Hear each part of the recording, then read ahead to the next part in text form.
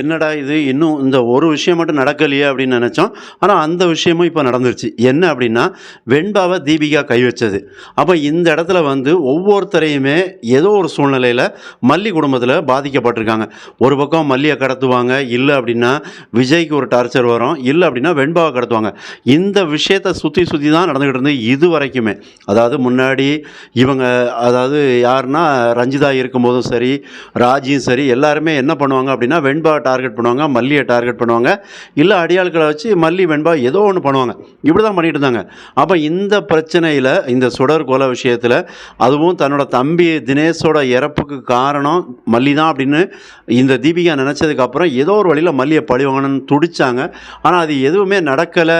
இதுக்கு இடையில் மல்லி வந்து அந்த கமிஷனர் ஆஃபீஸ் போயிட்டாங்க அப்படின்னோடனே மல்லியும் விஜய் என்ன நினைக்கிறாங்க, இனி வந்து தீபிகா வந்து ஆஃப் ஆயிடுவாங்க, இனிமேல் எந்த பிரச்சனையும் கொடுக்க மாட்டாங்க அப்படிங்கிற மாதிரி தான் நினச்சிட்டு இருந்தாங்க. தீபனும் அதை அப்படி தான் சொல்லியிருந்தாங்க.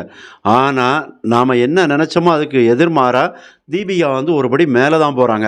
அதாவது நீ இந்த ரூட்டில் போனேன்னா நான் இன்னொரு ரூட்டில் வந்து உன்னை மடக்கிறேன் பார் அப்படின்னு சொல்லிட்டு அந்த இடத்துல வந்து வெண்பா தானே இருந்தாங்க. அப்போ நான் வெண்பாவை தூக்குறேன் அப்படின்னு சொல்லி வெண்பாவை தூக்கிட்டு போகிறாங்க. நல்ல வேளையாக மல்லி வந்து ஒரு விஷயத்த பண்ணாங்க. என்ன அப்படின்னா, அதாவது வெண்பா கிட்ட ஒரு மொபைலை கொடுத்து விட்டாங்க. அந்த ஒரு விஷயந்தான் இவங்களை வந்து காப்பாற்ற போகுது அப்படிங்கிறது உறுதியாக தருது. அப்போ அங்கே வந்து வெண்பாவுக்கு டார்ச்சர் எல்லாமே கொடுக்குறாங்க. அப்போ வெண்பா வந்து கடைசி வரைக்கும் சொன்னதே சொல்லுவாங்களா அப்படின்னா அதெல்லாம் இல்லை. ஏன்னா இந்த பாபநாசம் படத்தில் நீங்கள் கடைசியாக பார்த்தீங்கன்னா அதில் வந்து கமல்ஹாசனோட 2வது பொண்ணு வந்து அங்கே அடிக்க ஓங்கும்போது உண்மையை சொல்லிடுவாங்க. அதாவது அங்கே வந்து ஒருத்தரை புதைச்சாங்க அப்படிங்கிற மாதிரி சொல்லிடுவாங்க.